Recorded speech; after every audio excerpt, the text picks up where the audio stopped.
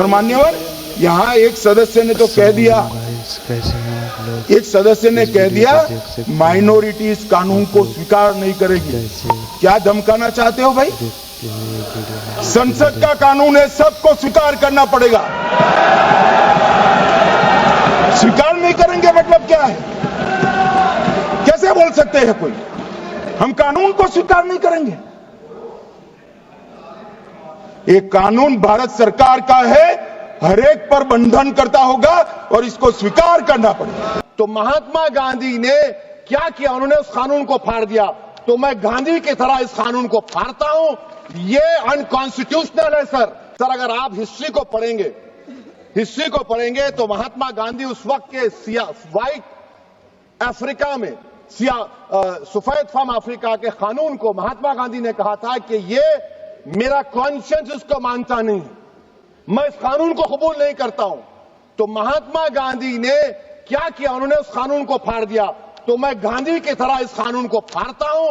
ये अनकॉन्स्टिट्यूशनल है सर।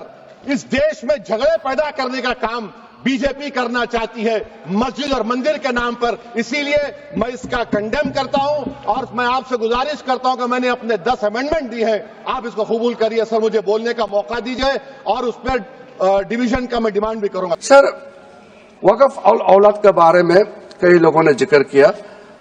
हमारा ओवैसी साहब बहुत विद्वान है, उन्होंने कई मुद्दे उठाए हैं। उन्होंने एक आरोप भी लगाया कि मुसलमानों में वक्फ औलाद का आप प्रावधान कर रहे हैं, हिंदुओं में क्यों नहीं कर रहे हैं?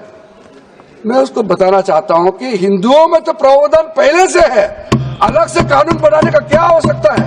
असंवैधानिक काम तो उन्होंने किया है जो बिल फाड़ने का काम किया है। आज मैं पूछना चाहता हूं, आज किस लिए बिल फाड़ दिया? उन्होंने कहा, चले गए, मैं पूछना चाहता हूं, उन्होंने कहा कि हमारी 123 प्रॉपर्टी है और साहब हमारे पास डीड नहीं है, उस डीड को हम कैसे देंगे? हमारी प्रॉपर्टी तो मिलेगी नहीं। मैं कहना चाहता हूं 123 प्रॉपर्टी है, बिल्कुल है। ये 123 प्रॉपर्टी किसकी है? ये हमारे जमाने की नहीं है।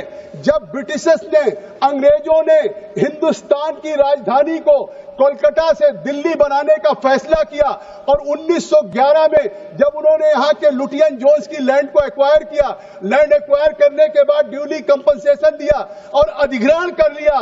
खुद कॉन्स्टिट्यूशन की बात करते हैं, संविधान की बात करते हैं और बिल फाड़ते हैं। उस संविधान कि जिसकी कसम खाते हैं आप, उसका अपमान करते हैं। आपकी शर्म नहीं आ रही आप लोगों को? ओवैसी खुद को मुस्लिमों को मसीहा बनने की कोशिश वो कर रहे थे।